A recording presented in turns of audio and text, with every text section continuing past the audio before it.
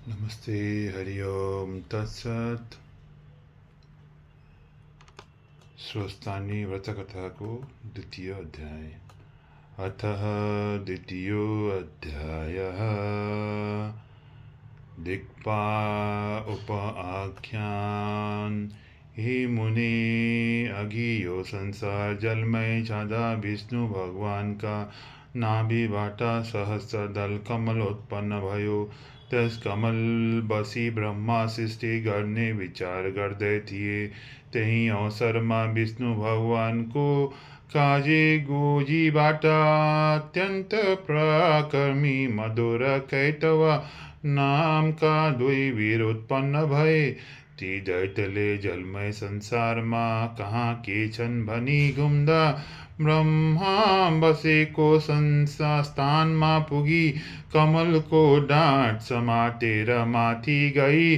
हेर्दा ब्रह्माजीलाई देखेर उनलाई खसाल्न तयार भए। तो देखेर डराएका ब्रह्माले योग मायाको आराधना गरे। योग माया प्रकट भएपछि ब्रह्माले हे ईश्वरी, विष्णुलाई जागा गराइदिनुहोस् भनेर उनले ब्रह्माको कष्ट बुझी विष्णु भगवानलाई जागा गराइदिन्। भगवान जागा भएर हेर्दा ती मधुर केटौलाई देखी तत्काल युद्ध गर्न अघि सरे। दिव्य 5000 वर्षसम्म जलमा युद्ध भयो, तर हार जित हुन सकेन। अनि विष्णुले हे दानव हो, तिमीहरू पराक्रमी रहेछौ, म प्रसन्न भएँ। इच्छा भएको वर माग भन्दा अहङ्कारी मधुर केटवले भने, हे विष्णु, यस युद्धमा हाम्रो जित भयो। तिमी हार्नले के दिन सक्छौ? बरु तिमीलाई इच्छा लागेको वर हामीसँग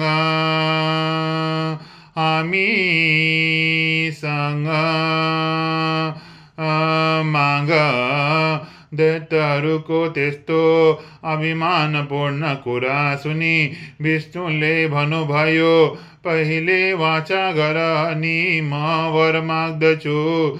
अनि दानवले तिमीले जे मागे पनि अवश्य दिन्छौ भन्ने वाचा गरेपछि विष्णु भगवानले अरू वर के मागु, तिमी दुवैलाई म मार्दछु, मेरा हातबाट मर भनेको सुनि मधुर कैटवले भने, हे विष्णु, तिमी छलिरहेछौ, कपट गरेर वर माग्यौ। वाचा हारेको हुनाले हामी दिन्छौँ। अब के गर्ने भनी विचार गर्दा सारा संसार जलमय देखी भने, हे विष्णु, हामीलाई जल नभएको स्थानमा मार। दैत्यका त्यस्ता कुरा सुनि विष्णुले आफ्नो काखमा राखेर सजिलैसित दुवैलाई मारे।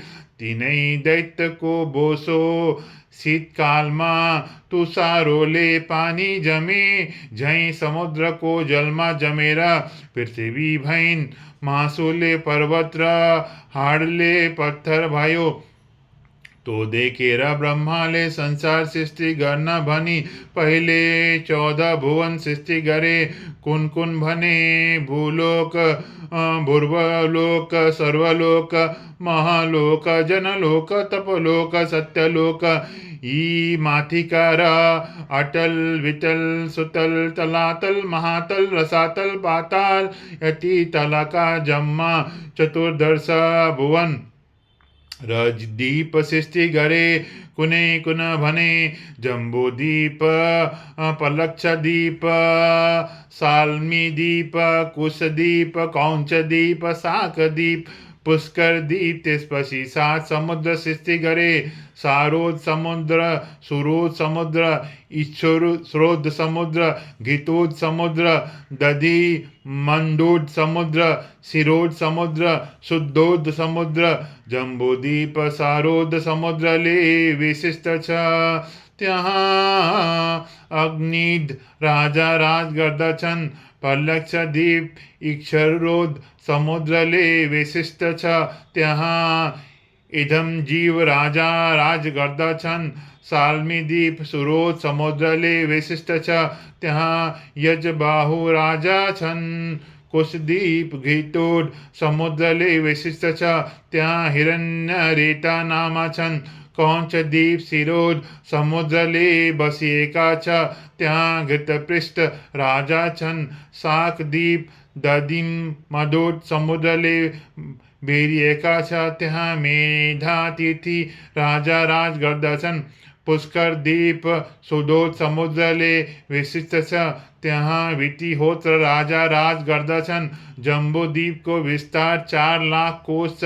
यसको आकार कमलगट्टा जस्तो छ। यसमा 9 हजार योजनको 9 खण्ड छ। यस प्रकार सृष्टि गरिएकी अष्टपर्वत सृष्टि गरे।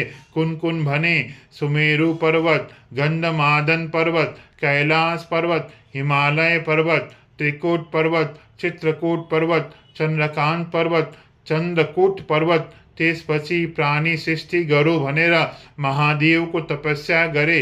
दिव्य ब्रह्मा 1000 वर्ष कठोर तपस्या गरेपछि महादेव प्रकट भएर ब्राह्मण, तिम्रो तपस्याले म प्रसन्न भएँ, वर माग भन्ने आज्ञा भएको सुनि ब्रह्माले अनेक उपचारले शिवको पूजा गरी स्तुति गर्न लागे। हे ईश्वर, आफैले अनेक ब्रह्माण्डको रचना गरी आफ्नै मायामा बोलेरहेका यस्ता हजुरलाई कोटि कोटि नमस्कार। एक मूर्तिबाट 3 मूर्ति ब्रह्मा विष्णु शिव भइरहेका यस्ता हजुरलाई कोटि कोटि नमस्कार। हे ईश्वर, हजुरको महिमा वर्णन गर्न शेष र शारदाले पनि नसकेको म कसरी समर्थ हुन्छु। हजुरको कृपाले द्वीप समुद्र पर्वत सृष्टि गरेँ। अब प्राणी सृष्टि गर्न सकूँ, यही वर दिनुहोस् भनी विन्ती गरे। ब्रह्माजीको प्रार्थना र आज्ञा बुझी महादेवले आज्ञा भयो। हे ब्राह्मण, तिमी प्राणी सृष्टि गर्न सके भनी वरदान दिनु भयो। अनि ब्रह्माले महादेवलाई दण्डवत गरी प्राणी सृष्टि गर्न सुमेरु पर्वतमा गए। पहिले शिवलोक, विष्णुलोक, ब्रह्मालोक, उमालोक, स्कन्दलोक र अरू अनेक लोक सृष्टि गरे। तिनमा सबभन्दा माथि सत्यलोक सृष्टि गरे। अनि सुमेरु पर्वतको पूर्व दिशामा अमरावती, आग्नेय कोणमा शुद्धावती, दक्षिण दिशामा यमपुरी, नेत्रत्व कोणमा कृष्णावती, पश्चिम दिशामा श्रद्धावती, ईशान कोणमा योसोनवती नामक परिपुरीहरू रचना गरे। त्यसपछि स्थावर जगमा सृष्टि गरे। अनि प्राणी सृष्टि गर्ने इच्छा भयो र मनले चिताउन साथ कश्यप प्रभृति 100 ऋषि सृष्टि भए। त्यति सुनेर अगस्त मुनिले सोधे, हे कुमारजी, हजुरको वचन रूपी अमृत मेरा कान रूपी जीवोले बराबर पिउन माग्दैछ। अब देव दानव पशु पक्षी मनुष्य कसरी सृष्टि भए तो सुन्ने इच्छा छ। मुनिको इच्छा जानेर कुमारजी आज्ञा गर्नुहुन्छ। हे मुनि, कश्यप ऋषिका अदिति, दिति, धनु, कारा, घोडा, सिंहिका, कोढा, पाढा, बलिष्ठा, विनिता, कपिला, कुधुर, मनु यस्ता स्त्रीहरू थिए। अत दितिका गर्भबाट हिरण्यकश्यपु आदि दैत्य जन्मे।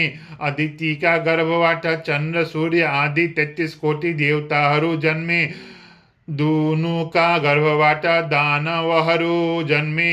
कारा घोडाको गर्भबाट गन्धर्वहरू जन्मे, सिंहिकाको गर्भबाट राहु जन्म्यो, बाधाको गर्भबाट उर्वशी आदि अप्सराहरू जन्मे, क्रोधाका गर्भबाट क्रोध जन्म्यो, मनुको गर्भबाट ब्राह्मण क्षत्रिय वैश्य शूद्र श्रेय यी चार थर मनुष्य जन्मे, बलिष्ठ र विनाथका गर्भबाट अरुण गरुड सम्पाति मयूर कोकिल चखेवा अजीव मुनिया धोबिना राजहंस आदि पक्षीहरू जन्मे, कपिलाको गर्भबाट कामधेनु सिंह शार्दूल बाघ हाथी घोडा मृग जरायो गेण्डा खरायो आदि पशुहरू जन्मे, कुदाको गर्भबाट शेषनाग अनन्तनाग पञ्चनाग वासुनी नाग कुलीनाग ककोटीनाग तक्षनाग संघनाग आदि अष्टांगहरू जन्मे। यसरी देवता ऋषि यक्ष गन्धर्व किन्नर अप्सरा नाग मनुष्य पशु पक्षीहरू सृष्टि भएको देखि ब्रह्माले तिनीहरूलाई खाने आहार धान जौ तिल आदि अनेक तरहका अन्न र फलमूल सृष्टि गरे।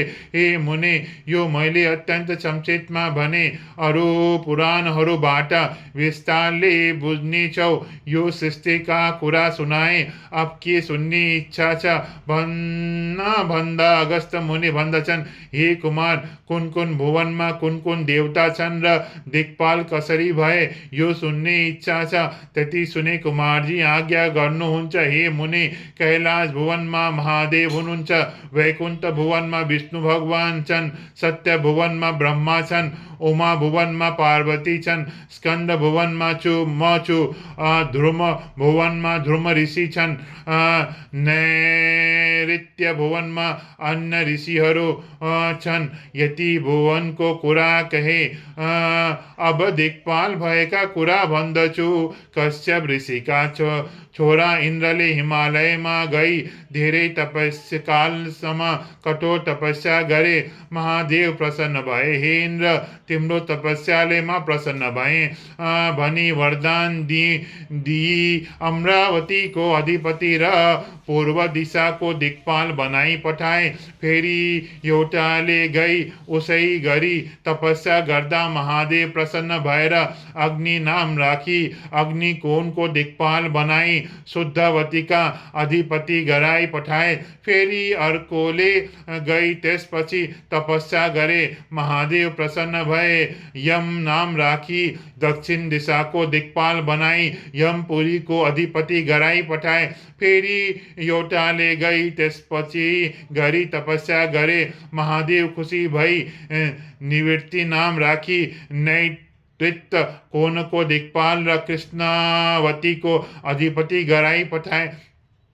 फेरि अर्काले गई त्यस गरी तपस्या गरे। महादेव प्रसन्न भई वरुण नाम राखी पश्चिम दिशाको दिक्पाल र श्रद्धावतीको अधिपति गराई पठाए। फेरि 49 वायुले गई त्यसपछि तपस्या गरे। महादेव प्रसन्न गए भई वरदान माग भन्दा ती वायुले हामी 49 जना एक हुन सकौं र हामीलाई कोही नदेखुन्, केवल शब्द मात्र सुन्न बलमा पनि कसैले जित्न नसकुन् भनी माग्दा महादेवले तथास्तु भनी वरदान दिएर वायु नाम राखी वायक्व कोणको अधिपति गराई पठाए। फेरि एउटाले गई त्यस गरी तपस्या गरे। महादेव खुसी भई कुबेर नाम राखी उत्तर दिशाको दिक्पाल र अलकापुरीको अधिपति गराई पठाए। फेरि एउटाले गई त्यस गरी तपस्या गरे। महादेव प्रसन्न भई विश्वकर्मा नाम राखी ईशान कोणको दिक्पाल र यशोवतीको अधिपति बनाई पठाए। हे मुनि, यति दिक्पाल भएको कुरा कहे, अब के सुन्न इच्छा छ भन। कुमारको यस्तो वचन सुनि अगस्त मुनि भन्छ, महादेव र सती देवीको विवाह भएको र सती देवीको मर्दा उत्पात भएको। फेरि सती देवी महादेवीको पत्नी कसरी भइन् र कस्तो कारण परेर उनको मृत्यु भयो यो सबै विस्तारले आज्ञा होस् भन्दा मुनिको यस्तो इच्छा जानी प्रसन्न भएका कुमारजीले यो कुरा तेस्रो अध्यायमा वर्णन गर्नेछु भन्नुभयो। इति श्री स्कंद पुराणे केदारखण्डे माघ महात्म्ये कुमार अगस्त संवादे श्री स्वस्तानी परमेश्वर्या व्रतकथायां दिक्पाल वर्णनम नाम द्वितीयोऽध्याय संपन्नम्। ओम हरि ओम तत्सत्।